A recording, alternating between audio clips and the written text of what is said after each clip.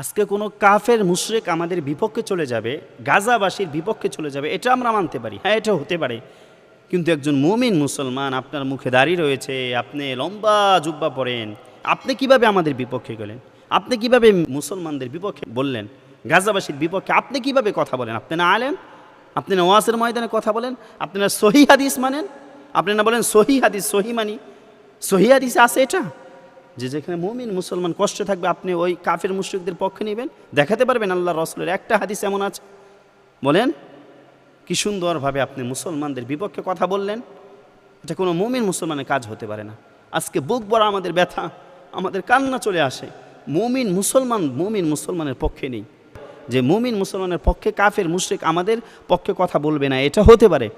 কিন্তু কি সুন্দর জুব্বা লাগিয়ে সহি হাদিস মানেন, কি সুন্দর স্টাইল করে আপনি কথা বলেন, অথচ মুসলমানদের কথা আপনি একটাবার বলতে পারলেন না।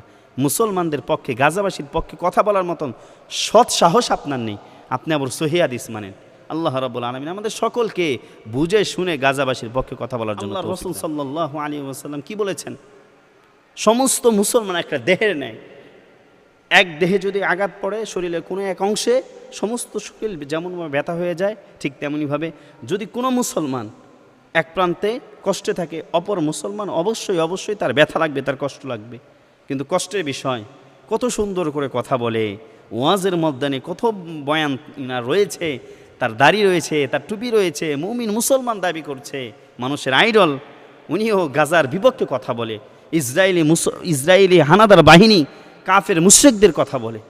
আমাদের ভয় লাগছে, আমাদের ভয় হয়, কারণ আল্লাহর রাসূল সাল্লাল্লাহু আলাইহি ওয়াসাল্লাম কোনোদিন কাফের মুশরিকদের দেখে ভয় পাননি। আল্লাহর রাসূল সাল্লাল্লাহু আলাইহি ওয়াসাল্লাম যারা মুনাফিক ছিলেন, নামধারী মুনাফিক ছিলেন, ওনাদেরকে দেখে ভয় পেয়েছেন। কেন আজকে আপনি মুসলমান হয়ে দাড়ি টুপি রেখে কেন আজকে আপনি ইসরায়েলের পক্ষে কথা বলেন? আপনি যদি পারেন তাহলে মুমিন মুসলমানের কথা বলেন। যদি আজকে আপনি পারেন ফিলিস্তিনের ছোট ছোট বাচ্চাদের পক্ষে কথা বলেন। যদি না পারেন, আপনার যদি সামর্থ্য না হয়, আপনার কলিজায় যদি সাহস না থাকে, আপনি চুপ থাকেন, স্টপ হয়ে যান। তারপর কেন আপনি ফিলিস্তিনের বিপক্ষে কথা বলেন? ইসরায়েলি হানাদার বাহিনী, কাফের মুশরিক যারা মুসলমানদের রক্ত চুষছে, তাদের পক্ষে কেন কথা বলেন? মনে হয় আপনার ইমানে কোনো রকম কোনো সমস্যা রয়েছে, আপনার ইমানে ভেজাল রয়েছে, না হলে তো মুসলমানদের বিপক্ষে কথা বলতে আপনি পারতেন না। আসুন, এজন্য সকলে উলামায়ে কেরাম, আমরা সমস্ত মুমিন মুসলমান মিলে, সমস্ত ভেদাভেদ ভিলে আমরা ফিলিস্তিনের পক্ষে কথা বলি, মুসলমানদের পক্ষে কথা বলি, বাইতুল আকসার পক্ষে কথা বলি।